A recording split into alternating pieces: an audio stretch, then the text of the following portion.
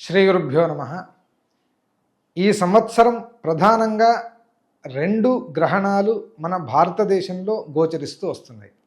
అంటే యద్యపి ప్రతి అమావాస్య ప్రతి పౌర్ణిమకు ప్రపంచంలో ఎక్కడనో ఒక చోట గ్రహణం అనేది సంభవిస్తూ వస్తుంది అనేది పెద్దల మాట.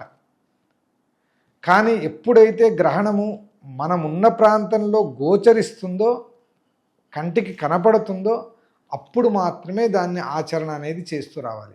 ఇప్పుడు చాలామంది అడుగుతుంటారు, అయ్యా ఇప్పుడు వచ్చే సంవత్సరం సౌత్ ఆఫ్రికాలో గ్రహణం ఉందంట కదా, అమెరికాలో గ్రహణం ఉందంట కదా, ఇక్కడ నేను హైదరాబాద్లో దాన్ని పాటించాలా అంటే, అటు ఉన్నప్పుడు ఎటువంటి పాటింపు అనేది అక్కడ లేదు. హైదరాబాదు ప్రాంతానికి గ్రహణం కనపడుతుంది అన్నప్పుడు మాత్రమే మీరు పాటిస్తూ రావాలి.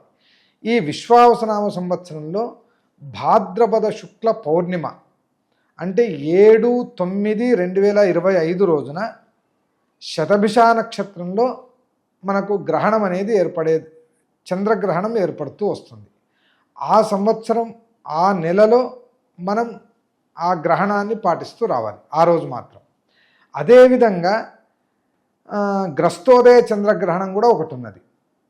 ఆ గ్రస్తోదయ చంద్రగ్రహణం విశ్వావసనామ సంవత్సర ఫాల్గుణ శుక్ల పౌర్ణిమ అంటే 3/3/2026 రోజున గ్రస్త ఉదయ చంద్రగ్రహణం అనేది కూడా మనకు ఏర్పడుతూ వస్తుంది.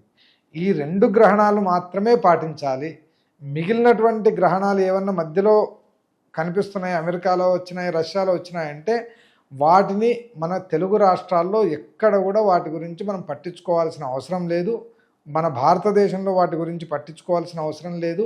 అందువలన ఈ 2 గ్రహణాలను మాత్రమే ఆ సమయంలో మనం జాగ్రత్తగా ఉండి భగవంతుని ధ్యానం చేస్తూ జపాలు, హోమాలు, తర్పణాదులు ఇవన్నీ చేసుకుంటూ ఉండడం ద్వారా మనము ఆ గ్రహణం ద్వారా మంచి ఫలితాన్ని పొందేదానికి అవకాశాలు ఉంటాయి.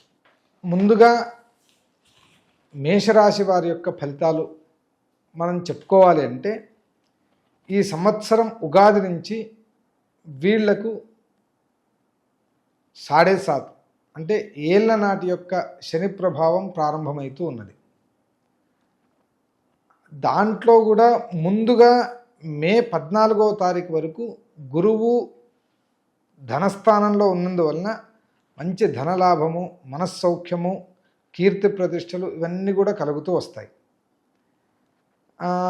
ఈ 14/5/2025 నుంచి గురువు మిథున రాశిలోకి వెళ్ళడం ద్వారా యదా దుశ్చిక్యగో దేవమంత్రి లఘూనాం లఘీయాన్ సుఖం సోదరాణం కృతజ్ఞో భవేత్ అనేటువంటి ఫలితాలను చెప్తూ ఉన్నందువలన కొద్దిగా కృతజ్ఞత్వాన్ని అంటే మనం చేసినటువంటి సహాయాన్ని అవతల వ్యక్తులు మర్చిపోవడము, లేదంటే మనకంటే చిన్న వాళ్లకు మన ముందు గుర్తింపు లభించడం, ఇటువంటి ఫలితాలు కనిపిస్తూ వస్తాయి.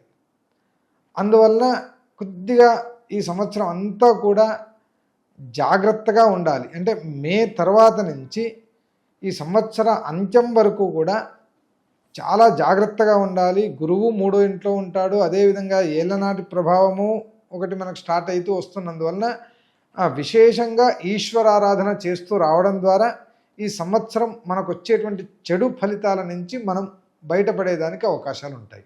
ఈ విశ్వావసనామ సంవత్సరం మనం టీవీ ప్రేక్షకులందరికీ, అదేవిధంగా మన సనాతన ధర్మాన్ని పాటించేటువంటి ప్రతి ఒక్కరికి కూడా అష్ట ఐశ్వర్యాలను, సుఖ సంతోషాలను అన్నిటినీ ఇస్తూ రావాలి అని ఆ భగవంతుణ్ణి ప్రార్థన చేస్తూ ఉన్నాను.